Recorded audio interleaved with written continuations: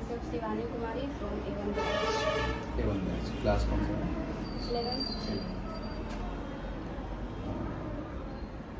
क्या क्या पढ़ाई हुई है अभी तक? तो सारा सिलेबस में हाँ, अलग अलग सब्जेक्ट में मैथ्स से हैं या बायो से हैं? PCM क्या क्या हुआ है? फिजिक्स में हो गया है first units and dimension, vectors, kinematics और NLM हम चल रहा है. केमिस्ट्री में? केमिस्ट्री में मोल कॉन्सेप्ट हुआ है और मोल कॉन्सेप्ट के बाद केमिकल बॉन्डिंग अभी स्टार्ट हुआ है तो चल रहा है, थोड़ा सा पढ़ाई हुआ है. मैथ्स में? मैथ्स में ट्रिगो में सारा फंक्शन हो गया है, ग्राफ कल हुआ था और रेशियो फंक्शन सारा ट्रिगो खत्म हो गया और अभी AP चल रहा है. ठीक. काइनेमेटिक्स की जब हम बात करते हैं तो उसमें एक आता है प्रोजेक्टाइल मोशन. रेंज का फॉर्मूला क्या होता है? रेंज का होता है U² sin 2θ by G. Maximum range का कंडीशन क्या होता है? रेंज अगर कोई एक वेलोसिटी दिया हुआ है, वो फिक्स वेलोसिटी है और उसको हमको मैक्सिमम रेंज चाहिए उस वेलोसिटी से, तो हम कितने डिग्री एंगल पे प्रोजेक्ट करेंगे उसमें? तो कोई भी बॉडी को अगर 45 डिग्री से फेंका जाए ऑब्लिकली तो उसका रेंज मैक्सिमम होता है. nth सेकंड में जो डिस्टेंस कवर होता है या डिस्प्लेसमेंट होता है बॉडी के द्वारा, n सेकंड में नहीं, nth सेकंड, हाँ. वो कैसे कैलकुलेट करते हैं? क्या फॉर्मूला है? वो होता है कि ऐसे तो फॉर्मूला होता है डायरेक्ट कि displacement of the body in second minus displacement of the body in -1 second. तो फॉर्मूला होता है SNH is equal to 1/2 A U plus 1/2 A into 2A - 1. फिर से बोलिए, थोड़ा सा गड़बड़ U है। प्लस 1/2 A इंटू 2N - हाँ, 1. आप रिलेटिव वेलोसिटी पढ़ी होगी काइनेमेटिक्स में. रिलेटिव वेलोसिटी जो होता है उसमें उसी के कॉन्सेप्ट पे एक आता है topic, river boat problem. River boat problem में हम अगर चाहें कि मिनिमम टाइम हो एक रिवर को क्रॉस करने में, स्विमर को या फिर किसी भी बॉडी को मिनिमम टाइम लगे क्रॉस करने में, तो उसके लिए एंगल ऑफ ट्राई क्या चाहिए, थीटा का वैल्यू कितना होना चाहिए? टाइम का फॉर्मूला क्या होता है? Time taken to cross the river. Time के लिए cross T is equals to होता है D divided by V sine theta.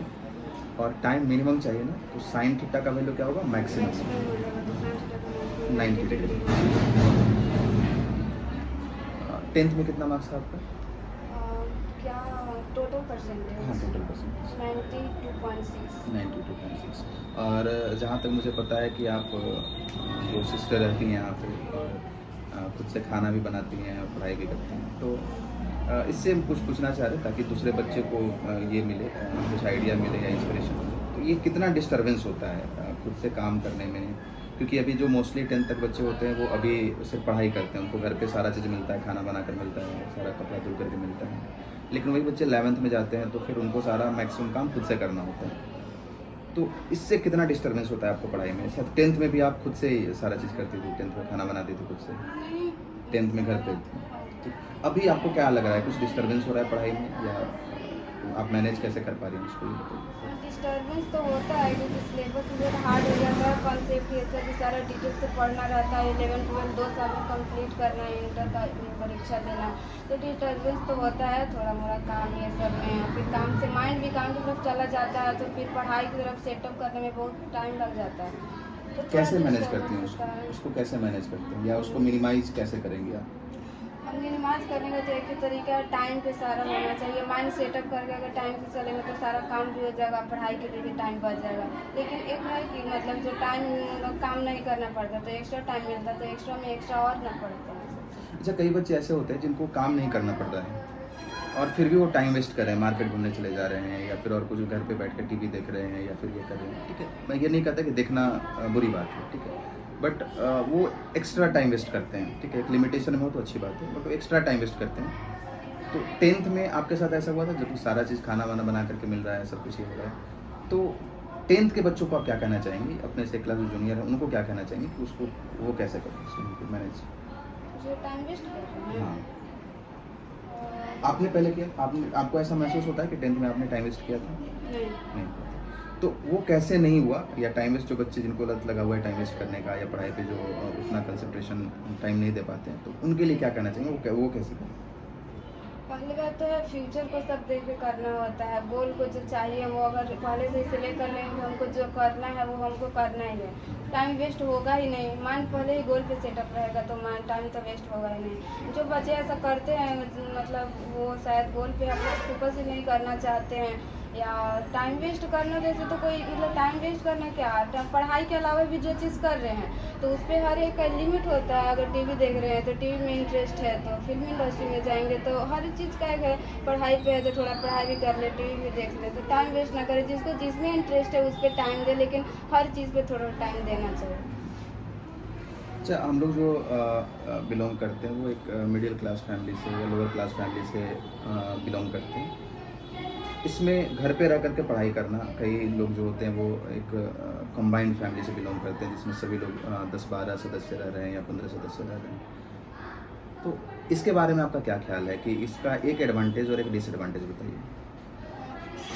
इसमें क्या आपको सही लगता है? एक एडवांटेज क्या है और डिसएडवांटेज क्या है? मतलब पढ़ाई में क्या एक सपोर्टिव रोल प्ले करता है ये कंबाइंड फैमिली जो है और रूरल एरिया जो है, और एक जो है वो क्या मतलब ड्रॉबैक है उसका, वो दोनों बताना है। एक फ़ायदा और एक नुकसान बताना है उसका। मिडिल क्लास फैमिली से तो डिसएडवांटेज यही होता है ना कि मिडिल क्लास फैमिली एक लिमिट तक ही बच्चे को पढ़ाई दे पाते हैं। जैसे कि जो बच्चे का जितना ड्रीम रहता है कि पोटेंशियल के अनुसार उनको हाँ, नहीं कर कि पाते हैं। जितना चाहिए हमको ये पूरा करना है तो इतना तक पढ़ाई करते, ये करते, यहाँ जाते वहाँ जाते। तो मिडिल क्लास में चाहते तो है ऐसा करना, मेरा बच्चा भी हम जो चाहे मेरा बच्चा वही करे जो चाहता है, लेकिन नहीं कर पाते हैं। फाइनेंशियल प्रॉब्लम फाइनेंशियल प्रॉब्लम आ जाता है, तो ये डिसएडवांटेज सबसे ज़्यादा होता है कि उसका इकोनॉमिक प्रॉब्लम ही सबसे ज़्यादा डिसएडवांटेज होता है। एडवांटेज क्या है? एडवांटेज है कंबाइंड फैमिली का, मिडिल क्लास कंबाइंड फैमिली का यही एडवांटेज रहता है कि बच्चे को कभी भी वो डिमोटिवेट नहीं होने देते हैं। सारे परिवार मिल करके उसको अगर इकोनॉमिक फाइनेंशियल प्रॉब्लम भी है तो उसको गोल में जितना मदद करते हैं वो मोटिवेशन से उतना हो जाता है। सही बात है, घर की वो कंडीशन को देखते हैं तो अपने आप एक सेल्फ मोटिवेशन मिलता है कि हमको सबकी हालत सुधारना है, ये करना है। अभी आपने बताया कि वो जाना चाहते हैं, कहीं बाहर जाना चाहते हैं, फिर ये करना चाहते हैं तो बट वो नहीं कर पाते हैं। आपने डिसाइड किया यहाँ पे पढ़ना है, 11th में 11th में पढ़ना है। आप इस डिसीजन से कितना ज़्यादा सेटिस्फाइड हैं? एकदम ट्रू ऑनेस्टली बताना है इसको, किसी भी तरह का ये नहीं, ऑनेस्टली बताना है कि आप कितना सेटिस्फाइड हैं। हम वैसे भी 10th बाद मेरा कोई ड्रीम नहीं था कि हम मतलब कहीं दूर जाते या बिहार से अलग स्टेट में कोई जाते जा कर के पढ़ते, हम मेरा कोई नहीं था। मिडिल क्लास फैमिली से हम भी हैं। मम्मी भी बोली कि दाऊदनगर में रहती हो तो दाऊदनगर में कहीं कोई बेस्ट इंस्टीट्यूट देख लो कोचिंग का। तो मेरे मामा थे तो वही बताएं, हम भी सुने थे जब 6th क्लास में थे ना, तो आपका नाम सुने थे, सीपीसी का नाम सुने थे, सब मेरे दोस्त लोग भी जाती थी तो हमको लगता था कि हम भी कभी जाते, लेकिन कोचिंग नहीं करते थे। 10th तक ऐसे ही पढ़ाई की, तो 10th के बाद 11th में हमको यहाँ अच्छा लगा, टीचर्स डिसिप्लिन सब अच्छा लगा, तो हम यहाँ सेटिस्फाइड है कि यहाँ ठीक है। Thank you. ठीक है।